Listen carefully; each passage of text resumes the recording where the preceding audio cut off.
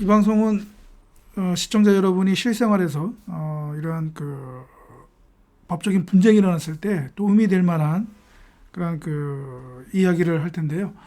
제가 상담을 하는 가운데에서 일반인들이 실수를 하는 그런 부분이 있어서 제가 생각난 김에 이 방송을 통해서 좀 여러분들에게 좀 설명을 할까 합니다. 이게 일반인들이 좀 이게 법률 전문가가 아니잖아요. 그래서 자칫 이런 실수를 할 사항입니다. 이게 뭐냐면 나홀로 소송 여러분들 아마 해보신 분들이 계실지 모르겠지만 보통 뭐 이런 법리적으로 복잡한 사건이 아닌 경우에는 조금만 좀 이렇게 시간을 들여서 하면 충분히 이제 나홀로 소송을 통해서 소송을 수행을 할 수가 있습니다. 특히 이제 우리나라 대법원에서 전자소송 포털을 운영을 하고 있기 때문에 거기에서 어떻게 보면 뭐 설명도 잘 되어 있기 때문에 충분히 조금만 신경을 쓰면 나홀로 소송이 가능할 수가 있습니다. 근데 특히 제가 이제 전자 판소를 하면서 하겠습니다. 특히 여러분 아마 해보신 분들도 계실 수도 있는데 독촉 절차라는 것이 있거든요. 독촉 절차.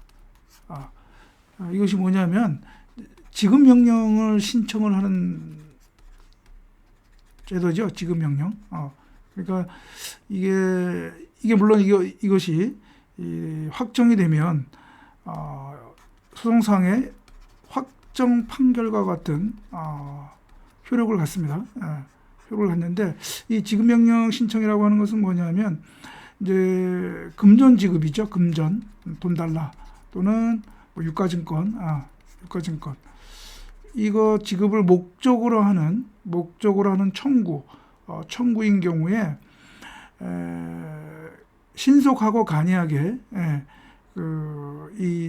확정 판결과 같은 효력을 갖는 이 지급 명령을 받을 수 있는 그런 제도입니다. 그래서 이러한 금전 지급, 유가 증권을 목적으로 하는 이 청구인 경우에는 이 지급 명령을 신청을 할 수가 있습니다. 전자소송 포털에서 지급 명령 신청을 할 수가 있습니다. 그래서 보통 이거는 이른바 서면 심사입니다. 서면 심사. 변론을 거치지 않고요. 딱 기록을 보고 보통은 이제 사법보좌관이 하는데 기록을 보고 뭐 큰 문제가 없다라고 하면 지급 명령을 내립니다. 그래서 그거를 상대방한테 보내죠. 보내서 상대방이 이의 신청을 할 수가 있는데요. 2주 이내에 만약에 이의 신청을 안 했다 또는 이의 신청을 하다가 또 취하했다 아니면 이의 신청을 했지만 법원이 보기에 이거는 이의 신청 이유 없다라고 이제 각하를 하게 되면 이 지급 명령은 확정 판결과 같은 효력을 갖게 되는 것이죠. 그렇습니다. 그래서 채권자 입장에서는 돈을 받고자 하는 사람 입장에서는 비용도 일반 소송에 비해서 조금 소송 비용도 적게 들고요. 또 신속하게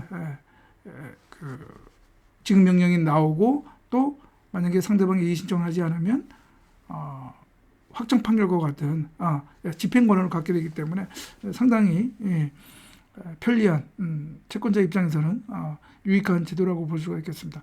다만 이게 오늘의 이제 주제인데요. 이게 잘 몰라서 실수를 해서 이러한 지급 명령 이것이 지급 명령 신청이 이제 각하되는 경우가 있습니다. 각하되는 경우가 있는데요.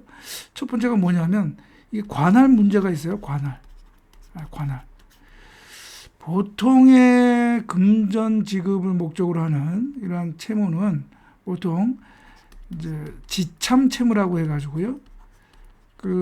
관할 법원을 채권자 주소지 관할 법원에 소송을 제기할 수가 있습니다. 그러니까 소장을 넣을 수가 있어요. 그런데 이 지급 명령만은 채권자 주소지가 아니라 채무자 보통재판적, 그러니까 대표적인 것이 그냥 주소지죠. 주소지. 예. 그 주소지 관할 법원이 전속 관할 법원입니다. 전속. 이게 중요해요. 전속. 이 전속 관할 법원이라는 의미는 이 관할에 위배해서 지급 명령 신청을 할 경우에는 이 법원은 바로 각하를 합니다. 각하를 하고요. 여기에 대해서는 불복도 인정이 안 돼요. 물론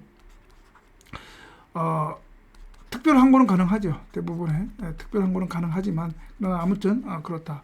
바로 각하를 내린다. 보통 일반 소송인 경우에는 관할이 전속 관할이 아닌 한 뭐 관할 위반이 있어도 이송을 해주죠. 이송을 해줍니다. 그러나 지급 명령 신청에 있어서는 이송도 안 해줘요. 그냥 바로 각하입니다.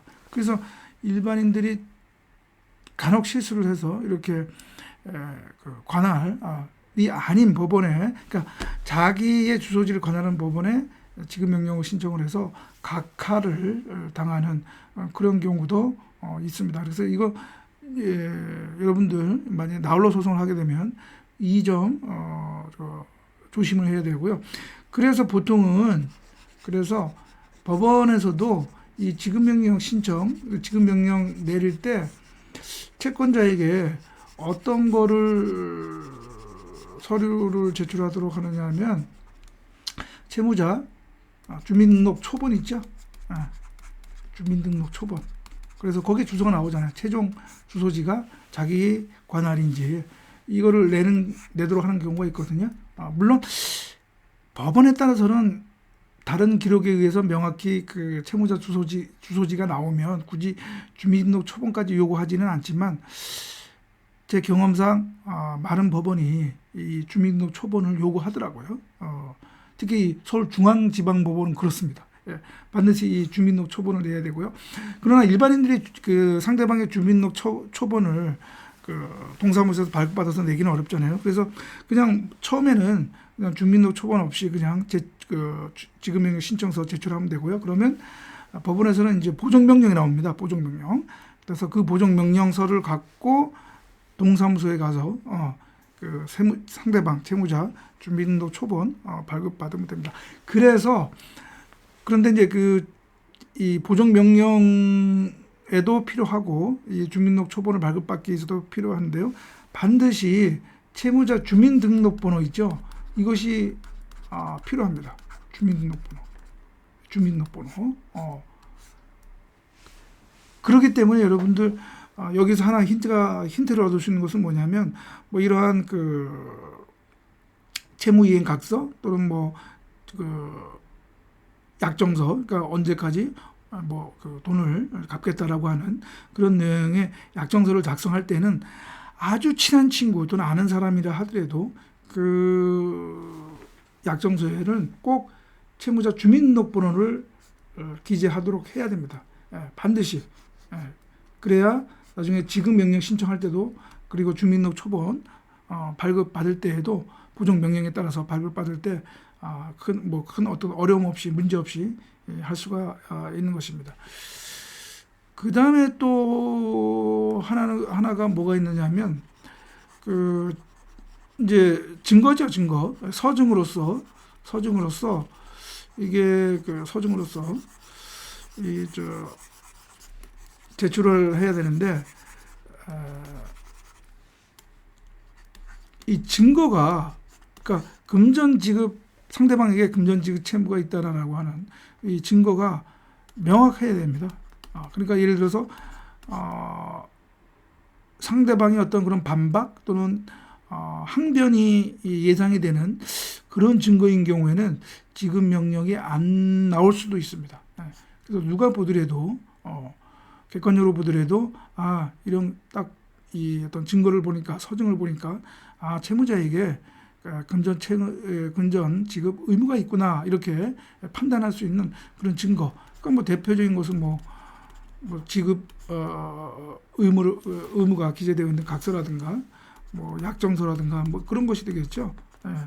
뭐 꼭 인증까지 안 받아도 됩니다. 안 받아도 되지만 다만 이런 약정서가 있어야 되고요. 그 다음에 당연히 그 채무자에게 금전을 그 소비대차, 그러니까 그 돈을 송금했다고 하는 그 내역도 반드시 필요하겠죠. 그렇습니다. 이런 것은 반드시 있어야 그 법원에서는 사법보좌관이 지급 명령을 내려줍니다. 이런 증거가 부족하면은 보정 명령을 내리거나 또는 예를 들어서 뭐 저기 이 지급 명령 이거 그 신청 이거 각하할 수도 있습니다. 그러니까 요즘 유의해서 지급 명령 신청 그리고 준비를 하시면 될 것 같습니다. 그래서 오늘 방송은 그 법률 어드바이스로 제가 일반인들이 지급명령 신청 나홀로 소송을 통해서 할 수가 있는데 자칫 실수할 수 있는 점에 대해서 제가 여러분들에게 설명을 했습니다.